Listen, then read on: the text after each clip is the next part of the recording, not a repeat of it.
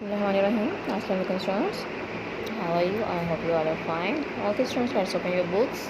As you all know that yesterday we have completed our chapter number 2 and we have done its MCQs also.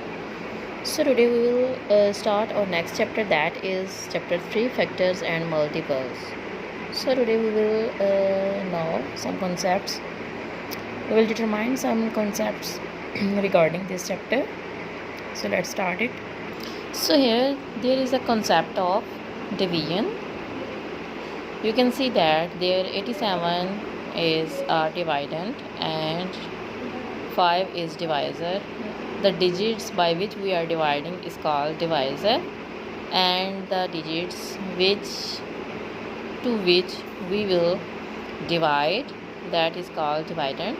And after that, when we divide by divisor and we get the resultant answer, that is called quotient, and remaining which we get at the end, that will be considered as remainder. Suppose here I divide 87 by 5. 5 ones are 5, and when I subtract 5 from 8 I get 3, and 7 will be as it is. 5 sevens are 35, and now subtract 35 from 37. The remainder is 2. As 2 is smaller than 5, so we cannot divide it further. So here 87 will be yours dividend, 17 will be yours quotient, while 5 is yours divisor and 2 is yours remainder. I hope you have understood this concept. Now move to the test of divisibility. There are different tests for different several digits. So we will start from 2. Here these are the rules to test the divisibility of some numbers. The first one is 2, and the digit in the unit place of number is 0, 2, 4, 6, 8. Then we can say that 2 is divisible here. Suppose here is 64. The unit number is 4. 4 is divisible at 2, so we can say that it is divisible. 588. Unit is 8, and 8 is divisible at on 2. So we will say that this is divisible by 2. Now move to the next digit, that is 3. The sum of the digits of the number is divisible by 3. In this concept, suppose we have number 2, 3, 2, 1. We will add these numbers likewise, this 3, 2, 1. 3 plus 2 plus 1 is equals to 6. And as we know that 6 is divisible by 3. So we can say that 321 is divisible by 3. Let's take another example. 3, 2, 4, 2. Now add these all digits. 3 plus 2 plus 4 plus 2, we get 11. And 11 is not divisible by 3. So we will say that this number is not divisible by 3.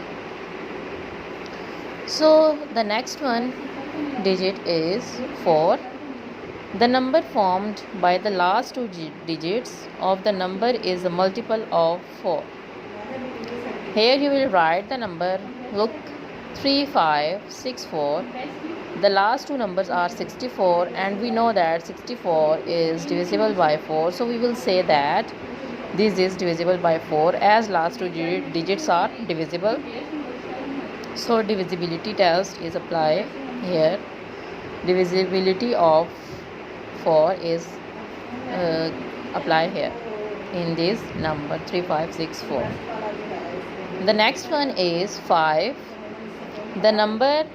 All the number that ends with either 0 or 5, all numbers that ends with zeros and 5, these are considered as divisible by 5. 250, this is divisible. as the last digit is 0. Here move to next example. 355, the last digit is 5, so we will say that this is also divisible by 5 as the number ends with either 0 or 5.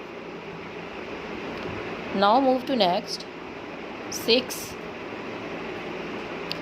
the number is divisible by 2. In 6 we apply two conditions. The first condition of 2 and the second is this, that the number of the digits of that number is multiple of 3. First condition is this, that that number must be divisible by 2. Likewise, I am writing here 12, it is divisible by 2. Yes, and when I add these two numbers 1 plus 2, that is equals to 3, and this is multiple of 3. Fine, so I will say that this is multiple of 6. Take another example. 24. 24 is divisible by 2. First condition is applied here, and the second condition is this, when I add these two numbers 2 plus 4, I get 6, and 6 must be divisible by 3. And if second conditions implement here, then we will say that this is divisible by 6. This number is divisible by 6, and test of divisibility of 6 can be applied here. So students, today's this is not your homework task. Kindly understand these concepts and learn it by heart. Thank you.